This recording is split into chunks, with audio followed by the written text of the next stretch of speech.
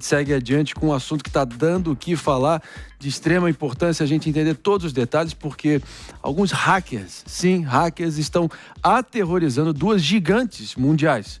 Informações de funcionários, de ex-empregados e de mais de 30 milhões de clientes do Banco Santander do Chile, Espanha e Uruguai foram violados por um grupo chamado Shiny Hunters. Em comunicado, a instituição confirmou o vazamento que não afetou o Brasil, ainda bem. Já os hackers são os mesmos que agiram contra a Ticketmaster e pode ter exposto dados de 560 milhões de pessoas. A Live Nation, que é a empresa proprietária da Ticketmaster, confirmou no fim de semana que houve, abre aspas, uma atividade não autorizada, fecha aspas, no banco de dados da empresa em todo o mundo.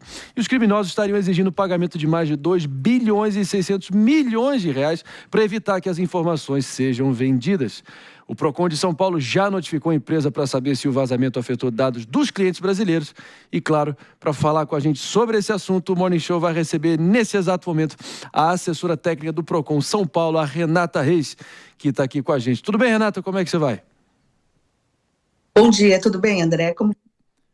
Maravilha. Dá para a gente aí um panorama preciso aí do que a gente está diante nesse momento? Quais as medidas que todos os clientes da Ticketmaster podem acionar junto ao Procon? Nesse momento, André, é importante que a empresa primeiro especifique se houve realmente um vazamento de dados dos clientes brasileiros, dos consumidores brasileiros, e quais foram as medidas adotadas pela empresa para realmente coibir o uso indevido desses dados e que tipo de dano foi gerado para esse consumidor. Então, é muito importante, a Lei Geral de Proteção de Dados é um marco, né, uma diferença específica aí para a proteção do consumidor, juntamente com o Código de Defesa do Consumidor, o que é muito difícil hoje de você, infelizmente, fazer um link, realmente a que ponto esse dano, se o vazamento de dados realmente gerou que tipo de dano, né? Então, é importante o consumidor fazer o monitoramento aí do seu dia a dia, se ele vai receber mensagens estranhas, se de repente os seus dados vão ser utilizados indevidamente para um golpe, para uma fraude, como, por exemplo, acontece aí na engenharia das redes sociais, ou na utilização, principalmente junto a instituições financeiras, como a abertura de contas, de empréstimos, de operações de crédito não solicitadas pelo consumidor. Então, nesse momento, a empresa tem que demonstrar as medidas que ela adotou para evitar o dano, para evitar realmente o que pode ser utilizado indevidamente aí em relação ao vazamento. E o consumidor, quando ele verificar que o dado dele foi utilizado indevidamente, ele deve fazer um boletim de ocorrência e deve guardar todas as mensagens, todas as informações possíveis para que se possa realmente fazer um link em relação ao vazamento que foi realizado e à utilização indevida do seu dado. É isso. Muito obrigado pelos esclarecimentos, Renata. A gente vai anunciar nesse exato momento para você que está nos escutando pela Jovem Pan, aqui no Morning Show, na rádio. Estamos de volta para você que está nos ouvindo. A gente segue adiante aqui com toda a repercussão desse caso que a gente está trazendo, jogando luz nesse exato momento sobre o fato que um hacker teria exposto mais de 500 milhões de contas de clientes da Ticketmaster Brasil afora. E a gente quer trazer o Palumbo aqui também para discussão. Qual medida que dá para tomar para tentar se precaver numa situação como essa, Palumbo? Dá aquela sensação de impotência absurda. Os bancos têm que indenizar os prejudicados. Porque isso aí é o famoso você ganha, mas não leva, né? As pessoas entram na justiça, só que o provedor fica em outro país, não se consegue achar quem realmente fez, faz a cobrança, não é pago e fica por isso mesmo. E quem vai sempre se ferrar é o coitado lá que está com seus dados expostos. É isso, né, Renata? A gente tem que ficar atento nesse sentido.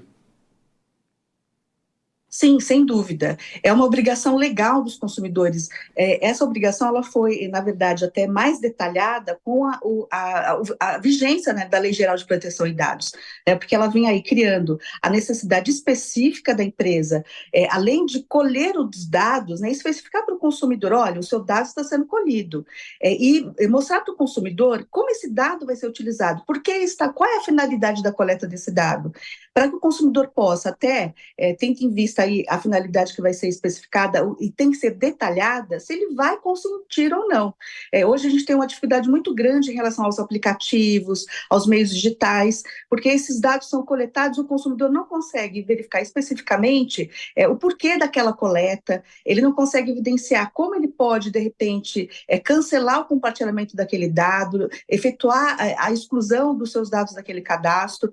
A lei é muito nova, então realmente ela precisa realmente da atuação conjunta dos órgãos de defesa do consumidor, da Agência Nacional de Proteção de Dados e do próprio consumidor nesse sentido, buscando essa informação. E quando ele se depara com a falta dessa informação, da utilização da coleta, de que realmente existem mecanismos e que há necessidade do compartilhamento do dado, com quem ele vai ser compartilhado, quando não há essa informação, procurar a empresa, questionar, reclamar junto ao PROCON e até mesmo junto à Agência Nacional de Proteção de Dados. Muito obrigado, Renata Reis, ela que é assessora técnica do PROCON de São Paulo. Obrigado pelo esclarecimento e a gente segue adiante. Obrigado. Obrigada, foi um prazer. Naquelas situações, hein, Segre? O que você achou? Perigoso? Muito perigoso. Muito. Eu acho que o consumidor, mesmo que tenha a possibilidade de ir à justiça, o melhor seria tentar evitar com algumas ações. Por exemplo, hoje, alguns bancos permitem a utilização de um cartão virtual, especificamente para compras que não são presenciais. E, sobretudo, a recepção através do SMS ou WhatsApp de compras efetuadas pelo titular e pelos dependentes. Então, se alguma dessas informações for utilizada em forma ilegal, ele imediatamente vai saber e consegue fazer os bloqueios ou a prevenção disso perante seu cartão de crédito. Boa, Segre, olha,